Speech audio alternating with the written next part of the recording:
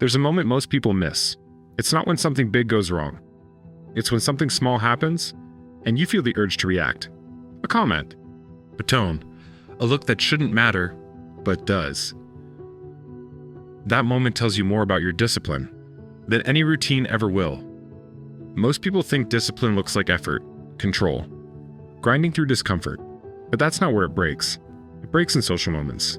When pride gets tapped, when ego gets brushed, when someone presses just lightly enough to see if you'll move.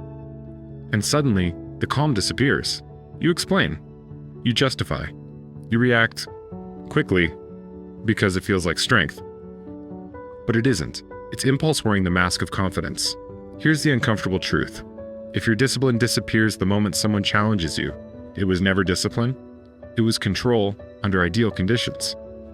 Real discipline doesn't show up when life is quiet. It shows up when something touches your identity. When you feel misunderstood, disrespected, looked down on. That's the test. And most people fail it without even realizing one was happening. Not because they're weak, but because they never trained this part. Stoics weren't disciplined because they were emotionless.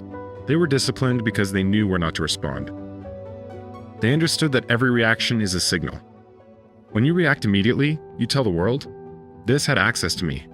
When you stay composed, you send a different message. "This doesn't reach me." That's not silence as avoidance. That's restraint as identity. The strongest people aren't unbothered by accident. They've decided in advance what deserves their energy. So here's the real question. What kind of person are you when no one is watching and when someone is testing you? Not in the gym. Not in your routine. Not in your plans. But in conversation. In conflict. In moments that poke at your sense of worth. Because that's where discipline stops being a concept and becomes a character trait. You don't need to win every exchange. You don't need to correct every assumption. You don't need to react to prove you're strong. Discipline isn't loud. It doesn't announce itself. It shows up as restraint, as patience, as the ability to stay rooted when something tries to pull you off center. That's not passive. That's practiced.